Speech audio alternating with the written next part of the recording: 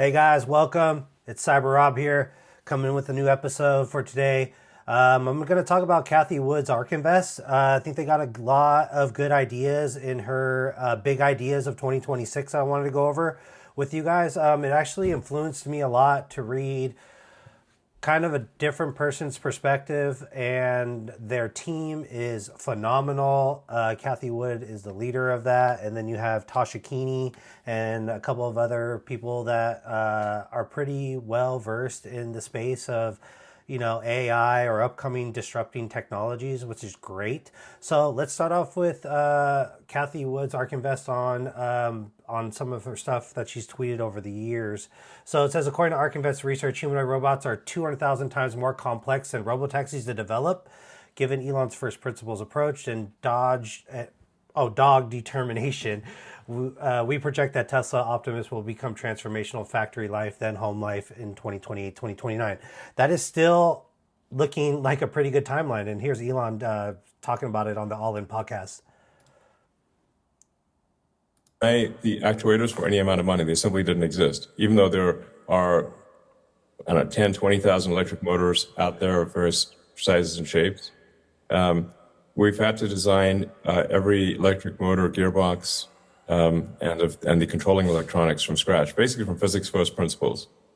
Well, the good news is you've got a lot of experience with factories over the last couple of decades. So how challenging is this versus Cybertruck, Model Y, Model X, Gigafactory, the Fabergé egg known as the Model X? Yeah. Right. It's harder than any of those things. Okay. Yeah. Much harder? Significantly, yeah. Starship? Yes. Well, Harder than Starship? No, not hard. Starship's harder. Harder. So somewhere between a Model X and a Starship. Yeah. What's harder, the hardware or the software?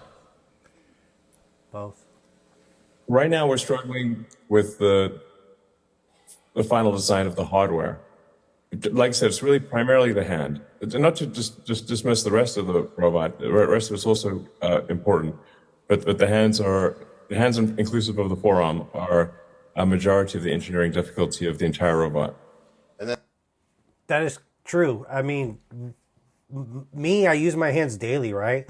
And I have to do complex things with tools in order for my fingers to be in definitely weird kind of positions in order to hold a tiny screw and then use another kind of, wrench or a screwdriver to kind of get it in, and using my sight to make sure it's pinpointing in the right direction and me getting in there. So I can see how the hand is definitely the most dexterity of all too. So it just moves in different directions as we go along. So she does mention Tesla's Robotaxi business could represent 90% of the enterprise and the value of 2029, capturing a significant share. She believes it's a $10 trillion global Robotaxi market.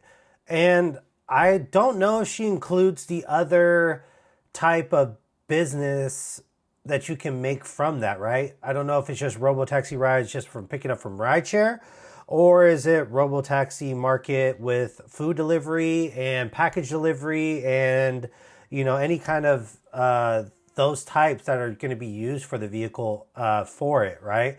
So there's just a lot of money to be made here, and $10 trillion is a pretty good amount of global wealth that can be transmitted from just one industry of this autonomous vehicle like fleet.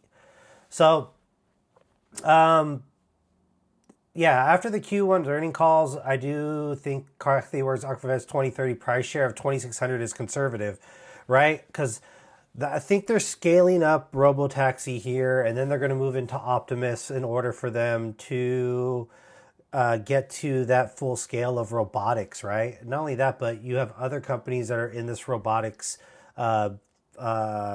industry, right? They're going to be coming up right behind Tesla too. So it's definitely going to be a very, I would say, not crowded field. I mean, I think there's like 4 big players if I had to take a guess on that on the Optimus or humanoid robot level. So it's going to be very interesting on how this potentially plays out. And I think they're actually undervalued on that point. And then obviously Cathie Wood's prediction of $2,600 a price target says Robotaxis could drive 90% of the valuation. And then she believes Optimus alone is a $26 trillion opportunity by the end of the decade. That's the end. That's about 2030, a $26 trillion opportunity. That is huge for a humanoid robot company, for Optimus, right? Especially if you can think about it this way. Imagine taking full self-drive out of the car and then putting it into Optimus's brain that is powered by Grok and then powered by SpaceX's like satellites or even data centers like Fleet. So that's just how I'm kind of thinking about it in that realm. And $2,600 price share would be phenomenal for my portfolio that I have. And just full disclosure, I do have Tesla shares. I used to work for them for 5 years. So I definitely have a big skin in that game for sure on that. All right. And then here's Tasha Keeney right here. Section of Big Ideas. So my top 3 takeaways for the autonomous vehicle section of Big Ideas 2026. First, scale matters. This is both scale in terms of data miles as well as manufacturing scale to drive down the cost per mile. We think a relatively small fleet of robotaxis could satisfy all of urban miles in the U.S., less than 10% of the U.S. vehicle fleet. And lastly, we think that robotaxis in general are a $34 trillion enterprise value opportunity that will accrue to the autonomous technology providers, the companies that actually allow the car to drive themselves. To learn more, check out our YouTube and please go to ark-invest.com to download Big Ideas. She was saying a $34 trillion now market cap. That's just for rideshare or robotaxi alone.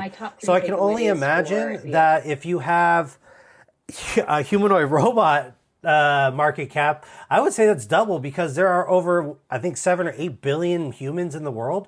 Let's just say half of them work. Let's just say put it that manner. I don't know what the statistics are, but I mean, that's a huge, huge market cap just between them two alone. Could be at relatively $100 trillion in total. That I'm just kind of taking a guess here off the cuff.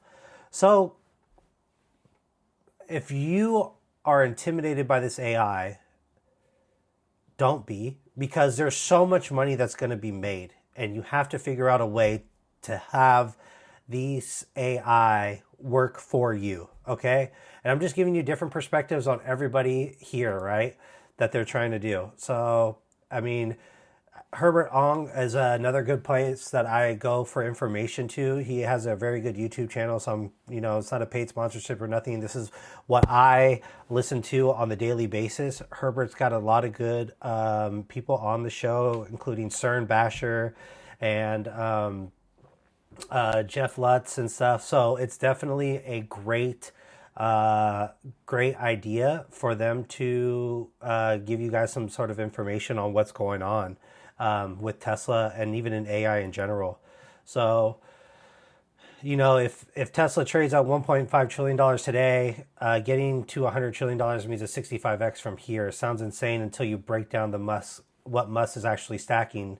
And you can see here, Robotaxis, Optimus, Energy, the manufacturer Flywheel, added up 39 trillion for Robotaxi, 26 trillion dollars for Optimus, a few trillion in energy and EVs, and 100 trillion stops sounding like a fantasy. So it's something that you have to kind of look beyond of what the evaluation is now. I think Nvidia is at 5 or 6 trillion. I think I could be wrong. I'm just taking a guess on that.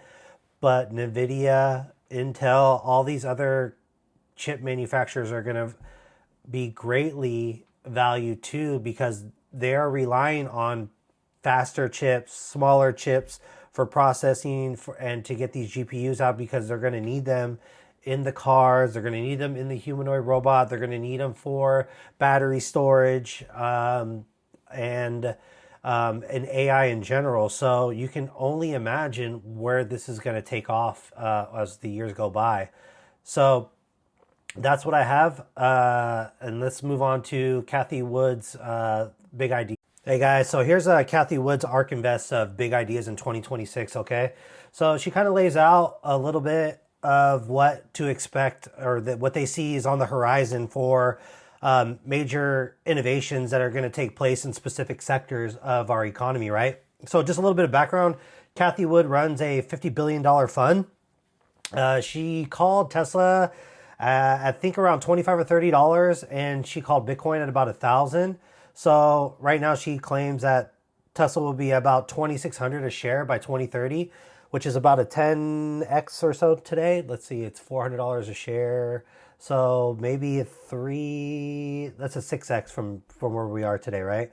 So we're going to go through a little bit of what the highlights of what she's like claiming in this report, okay? So ARK publishes this great ideas every year. Most people don't look this over. I do it just because I want to see what's going to be coming on in our future, right? What big ideas are going to be happening. She's definitely betting on two growth sectors that are going to be coming on here, which is autonomous vehicles and humanoid robots, right? So I think there is definitely more like blockchain and genomics and battery infrastructure, AI, or battery storage, AI infrastructure. So I think that is what we're going to probably be looking at here for that, all right? So let's see what we have. So as you can see here, it's just some of the, sectors that they have here, what could be a big disruption, especially for the industries who have been leading in a lot of these markets, like legacy auto and for their sector, right?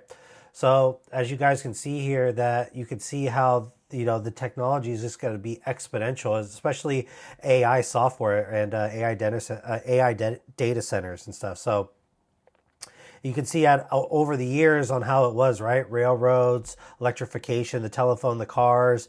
That was from late 1850s all the way up to mid 1930s. That's what's happening, right? So let's just keep going down. As you can see, Robotaxis is definitely going to lead the way. Automobile replacement recycle, 8x increase in miles utilization per vehicle. Personal shift from driving to paid services, shift to personal drive time to work or leisure, right? Imagine that autonomous vehicle can just go anywhere and you don't have to really pay attention, but you can be in the back seat or even in the front seat getting work done, right? That could be emails to be answered, phone calls to be made without being distracted, or even closing deals. I always give the example of a real estate officer or a loan agent, right? Imagine you're going from showing to showing and you are trying to close deals, get new clients, and at the time, if you're jumping from house to house out of open house, yeah, that's a great time to be working and try to get some money, right? Or close deals. That goes towards our economy. So this is a report that's to the public too. So just remember that. So it'd always be good to kind of get your hands on this to see what other people are looking into on some stuff, right? So you can see the disruption technology could generate profound macroeconomic results. Humanoid robots in the home, a good case in point, right? So imagine you can have a humanoid robot doing almost like it's your assistant, right? Or your maid or your cleaning service, right? So it's definitely going to be able to help you in the longer term. And there's so many use cases for humanoid robots, right? Not only in the home, but also in labor, right? And I know what you guys are going to say.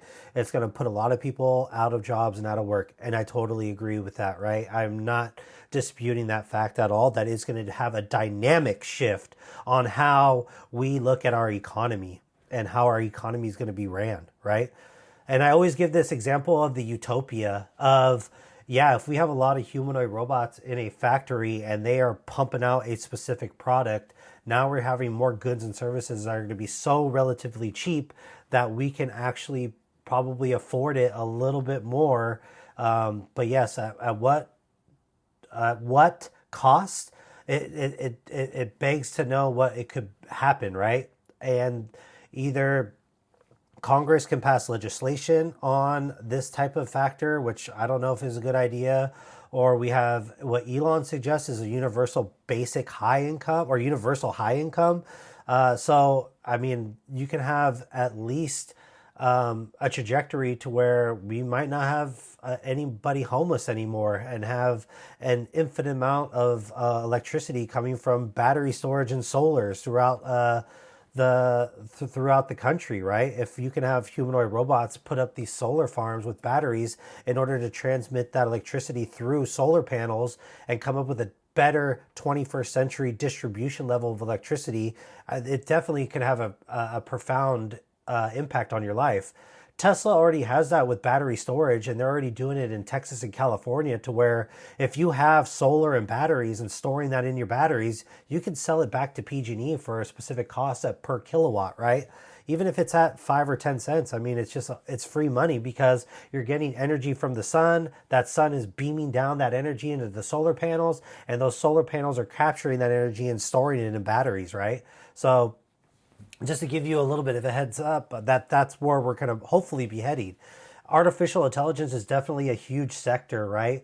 I mean, you can already see it from Anthropic, Palantir, NVIDIA, which is supplying those chips, right? Tesla, which is doing their full self-drive. A lot of AI companies and artificial and AI infrastructure is going to be going up, especially neural nets, right? And it's definitely already having an impact of our lives because all you hear about is AI, AI, AI all day, right? So you can only imagine how that is just going to keep going more and more towards that sector, right? And as I said, energy storage, and that includes battery storing technology, and then we have to be able to distribute that energy power when it gets stored in those batteries, right? It is going to be a whole new sector for that, which is going to be awesome. You do have public blockchains like cryptocurrency, smart contracts, and digital wallets. I think that's been toned down a little bit in that sector, but I can see, well, supposedly XAI is supposed to come up with their own money. I don't know specifically how that is being used or how that can be used, but I'll try to get some more information on that for you guys. Definitely the biggest one is robotics, right? Humanoid robots is going to be inside of the factories, going to be inside of our homes, more than likely. And even reusable rockets, right, is considered for that. SpaceX is already doing that, launching a lot of Starlink satellites into the atmosphere. And I actually have a Starlink Mini, as I said. I'm going to test that out when I go to Texas and drive back from Texas back here to California. It's definitely going to be a great time, especially with a lot of dead zones going through the desert on West Texas and into Arizona and New Mexico. So that's going to be really fun. You know that a lot of companies right now, especially the, Fortune, 50 companies, not even Fortune 500. I mean, the Fortune 50s are just spending like crazy on AI infrastructure, right?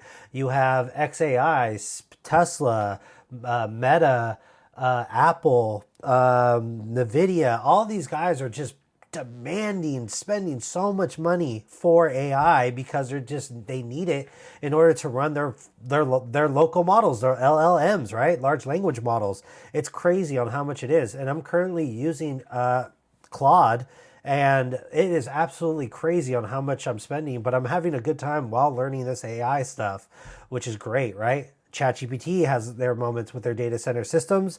Growth has accelerated from 5% to 29% annually, and it's only going to go up more and more and more because that is the new money printer, is data. Data is the new money printing machine that goes a long way, right?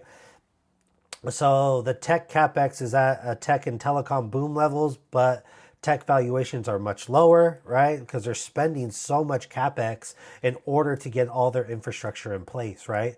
So, and NVIDIA is facing more competition, AMD, you have Intel that's teaming with Samsung. All these guys are teaming up to form chips because chips is the new gold, in my opinion. That digital gold is those GPUs that have to be pumping out so much in order to run their large language models inference, right?